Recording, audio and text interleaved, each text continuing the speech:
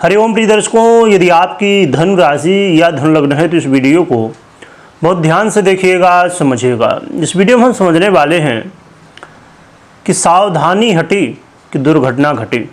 इसके पीछे कौन सी ग्रह स्थिति है, क्या सावधानी हमें रखनी होगी और कब से कब ये ग्रह स्थिति बनने वाली है, क्या उपाय करने होंगे, सभी कुछ जानेंगे। वीडियो को बहुत ध्यान से देखिएगा। और जो कि यहाँ हम चर्चा करने जा रहे हैं जिस ग्रह स्थिति की, तो आपको यहाँ पर लग सकता है कि भाई ये तो होता ही रहता है, परंतु कई बार जो ग्रह स्थितियाँ बनती हैं उनके अपने अलग प्रभाव होते हैं। हम चर्चा करने जा रहे हैं चंद्रमा की। चंद्रमा का परिवर्तन सवा 2 दिन में होता रहता है, परंतु कई बार कुछ परिवर्तन ऐसे होते हैं जहां पर आपको विशेष रूप से सावधान रहने की आवश्यकता होती है। तो अब वही स्थिति बनने जा रही है। वर्तमान में 9 अगस्त की रात्रि 2:10 यानी कि 10 अगस्त की तारीख शुरू हो चुकी होगी और 10 अगस्त से लेके और 12 अगस्त को सुबह 6:10 तक चंद्रमा कुंभ राशि शनिदेव की मूल त्रिकोण राशि में गोचर करेंगे। राहु पहले से ही कुंभ राशि पर गोचर कर रहे हैं और चंद्रमा भी गोचर करेंगे।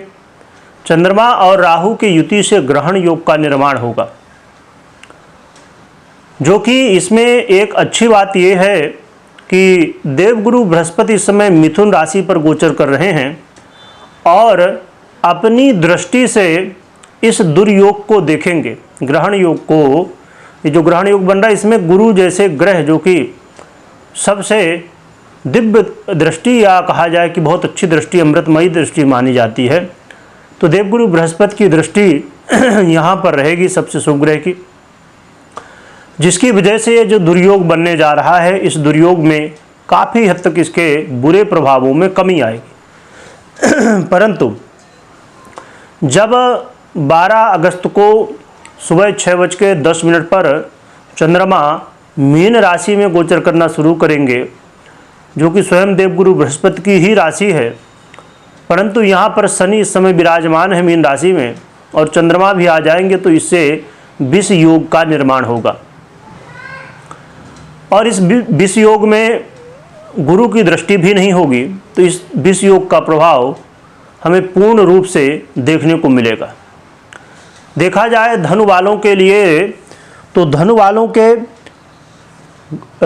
तीसरे भाव, तृतीय भाव में ग्रहण योग बनेगा 10 से 12 अगस्त के बीच में और 12 से 14 अगस्त के बीच में ये जो विष योग बनेगा, ये आपके चतुर्थ भाव में बनने वाला है, चौथे भाव पर। तो इनका क्या प्रभाव होगा, आइए हम एक एक करके समझते हैं। पर उससे पहले मैं एक बात बता दूं, बिल्कुल भी आपको डरने की आवश्यकता नहीं है, परेशान होने की आवश्यकता नहीं है, क्योंकि यहाँ हम चर्चा मात्र चंद्रमा की कर रहे हैं। इसके अलावा भी अन्य ग्रह हैं, वो भी आपको अच्छे फल दे रहे होंगे। तो ऐसा है कि यदि कुछ बुरा हो रहा तो अच्छा भी हो रहा है, तो ऐसा नहीं कि बुरा ही बुरा होगा। इसलिए डरिए बिल्कुल मत, भयभीत बिल्कुल मत होइए। हाँ, ये क्यों ज़रूरी है इसको समझना कि हम सावधान रहें, किन विषयों में हमें सावधानी रखनी है, जिससे हमें उससे बचने के लिए रास्ता कोई हम जान सकें, समझ सकें। चलिए, सबसे पहले हम 10 से 12 तारीख के बीच में जब कुंभ में रहेंगे चंद्रमा, ग्रहण योग बनेगा, उस समय क्या सावधानी रखनी है ये जानते हैं। चंद्रमा देखा जाए तो आपके अष्टमेश होते हैं, परंतु देवगुरु बृहस्पति के बहुत ही अच्छे मित्र भी हैं। तो यहाँ पर गोचर काल आपके जीवन में मेहनत को बढ़ा देगा, भाग दौड़ को बढ़ा देगा। इस समय इन 2 दिनों के बीच में, सवा 2 दिनों के बीच में आपकी जो काम काज की स्थिति है ऐसी बनेगी जिसकी वजह से आपको ज़्यादा ट्रेवल करना पड़ेगा, यात्रा करना पड़ेगा और जब भाग दौड़ ज़्यादा होती है तो हमें तकलीफ़ तो होती ही है, परंतु इस तकलीफ़ में आपका भाग्योदय भी छुपा होगा। यानी कि भाग्योदय क्या है? भाग्य क्या है? मेहनत का फल। हम इसे भाग्य कह दें या मेहनत का फल कह दें या हमारे पूर्व कर्मों का फल कह दें। तो जब आज आपको भाग दौड़ होगी, आज थोड़ी तकलीफ महसूस होगी, परंतु आगे चल के इसी का बेनिफिट आपको देखने को मिलेगा, क्योंकि चंद्रमा आपके भाग्य से भी संबंध बनाएंगे। तो ये भाग्य बनाने का समय है, ना कि फल लेने का।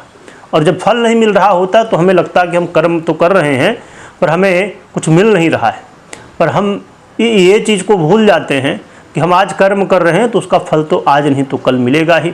आज हम यदि बीज बो रहे हैं तो आज ही फल नहीं होगा, थोड़ा समय लगेगा, वृक्ष बड़ा होगा, फूल आएंगे, तब फल आएंगे फिर। तो स्थिति यहाँ पर यही है, देवगुरु बृहस्पति की दृष्टि का यही अच्छा प्रभाव है कि कर्म तो आप करेंगे आज, परंतु भाग्य आपका बनेगा इस कर्म से। आज थोड़ी तकलीफ होगी।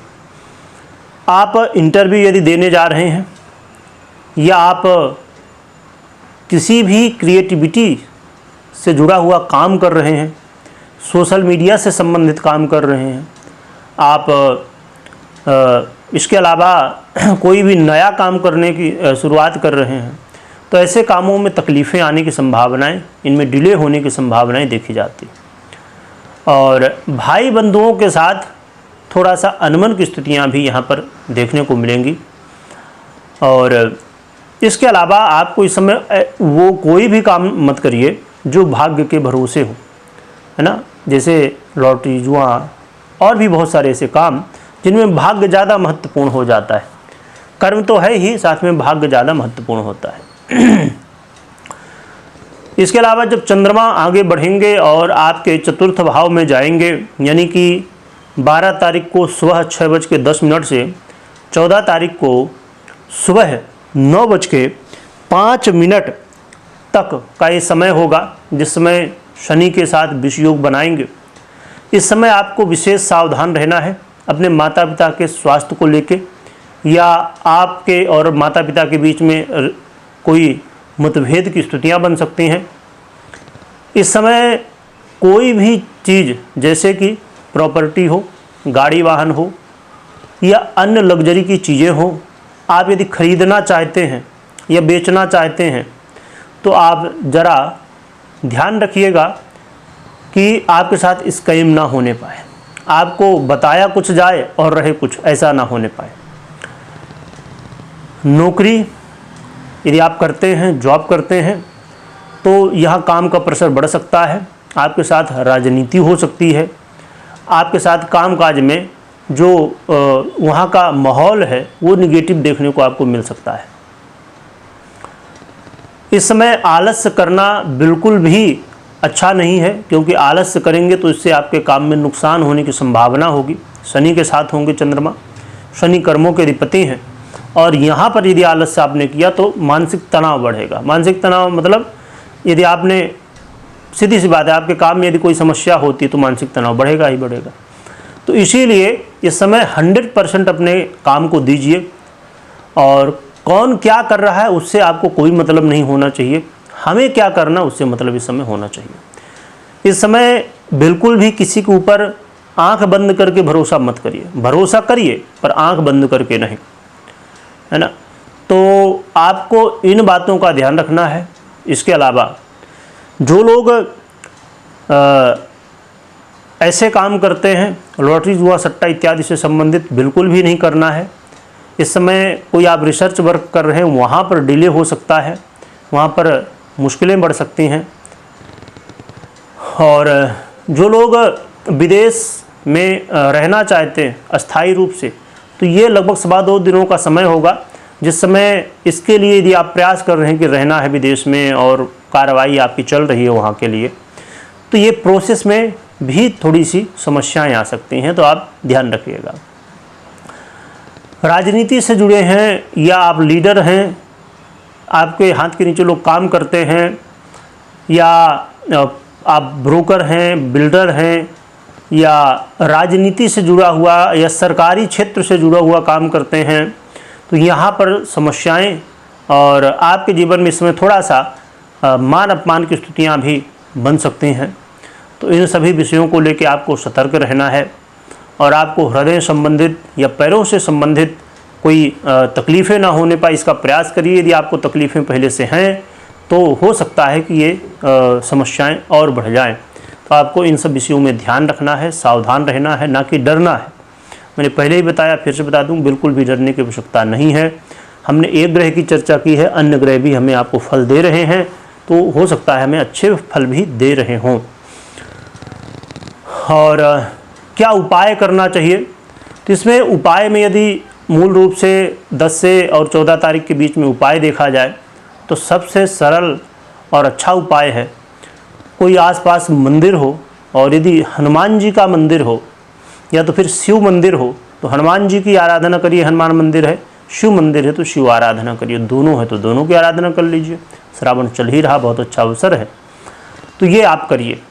क्या आराधना करना है, आराधना में आप पूजन कर सकते हैं, जैसे शिव जी का अभिषेक कर सकते हैं, है ना, ओम नमः शिवाय जप सकते हैं, जो कि सभी जानते हैं, हनुमान चालीसा कर सकते हैं, सुंदरकांड करिए। सभी लोग उपाय जानते हैं, जो भी आपसे बन सके। कुछ नहीं बनता है, नहीं व्यवस्था हो रही, नहीं समय लग रहा, समय निकालिए, परंतु यदि नहीं भी हो रहा तो भगवान का नाम जप करिए, क्योंकि कलयुग है, कलयुग में नाम जप सबसे बड़ा है। तो नाम जप कर सकते हैं और भगवान से मन ही मन प्रार्थना करिए, क्योंकि भगवान आपकी श्रद्धा देखते हैं, आपकी भक्ति देखते हैं। कोशिश करिए, जिस परमात्मा ने हमें 24 घंटे दिए हैं तो उनके लिए 24 मिनट तो निकाल ही लें कम से कम। तो ये उपाय आप कर सकते हैं। बाकी यदि आपकी पर्सनल कुंडली में ग्रहण योग या विष योग बना हुआ है और इस समय यदि उनकी दशा अंतर्दशा भी चल रही हो, चंद्रमा शनि राहु की, तो फिर ऐसे में तकलीफ़ें ज़्यादा बढ़ सकती हैं। तो आपको विशेष रूप से यदि ऐसी स्थितियाँ हैं तो आपको विशेष रूप से ध्यान रखना है।